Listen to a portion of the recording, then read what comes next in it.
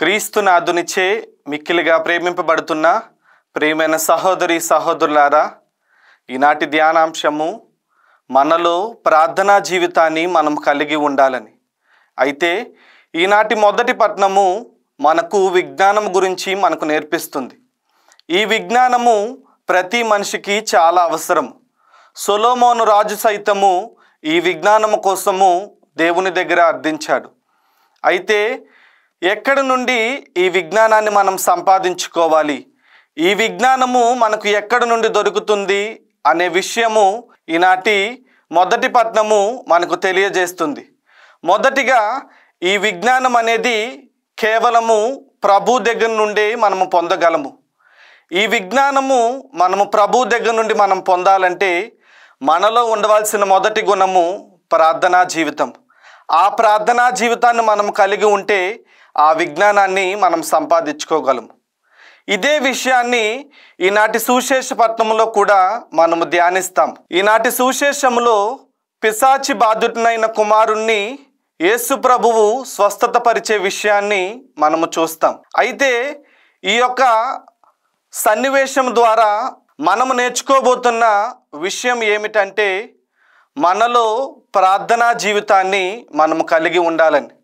ఎప్పుడైతే ఆ తండ్రి యేసు ప్రభు దగ్గరకు వచ్చి, యేసు ప్రభువా మాలో ఉన్న అవిశ్వాసాన్ని తీసివేయుము అని చెప్పిన తక్షణమే ఆ కుమారునికి స్వస్థత వచ్చింది. అయితే అనేక విషయాల్లో మనము కూడా అవిశ్వాసంలో పడిపోతూ ఉంటాం. యేసు ప్రభువుకు అన్నీ సాధ్యమే అని మనకు తెలిసినప్పటికీ కూడా మనము కొన్ని క్షణాలు అవిశ్వాసంలో పడిపోతూ ఉంటాం. కనుక ఆ దేవుడు మనల్ని విశ్వాసంలో నింపాలని మనము దేవుణ్ణి ప్రార్థించుకోవాలి. ఇక రెండవదిగా యేసు ప్రభువు తన శిష్యులతో ఈ విధంగా చెప్తున్నారు, మీరు ఎలాంటి పిశాచ శక్తులనైనా మీరు పోగొట్టాలి అంటే మీలో ఉండవలసిన మొదటి గుణము ప్రార్థనా జీవితాన్ని. ఆ ప్రార్థనా జీవితము మీరు కలిగి ఉంటేనే మీరు ఎలాంటి పిశాచ శక్తులనైనా పోగొట్టొచ్చని. అయితే ప్రియ మిత్రులారా, మనము కూడా అనేక సమయాలలో కష్టాలలోనూ ఇబ్బందులలోనూ పడిపోతూ ఉంటాం. అయితే మనము కూడా వాటి నుండి బయటికి రావాలి అంటే మనలో ప్రార్థనా జీవితాన్ని మనం కలిగి ఉండాలి. అందుకనే యేసు ప్రభువు కూడా తాను చేసిన పరిచర్యల ముందు, తాను చేసిన ప్రతి అద్భుతము ముందు ప్రార్థనతోనే మొదలుపెట్టారు. కనుక ప్రియమిత్రులారా, మనము కూడా ఆ ప్రార్థనా జీవితాన్ని కలిగి ఉంటే కష్టాలలో హింసలలో ఉన్నప్పుడు ఒక ఉపశమనము మనకు ప్రార్థన ద్వారా వస్తుంది.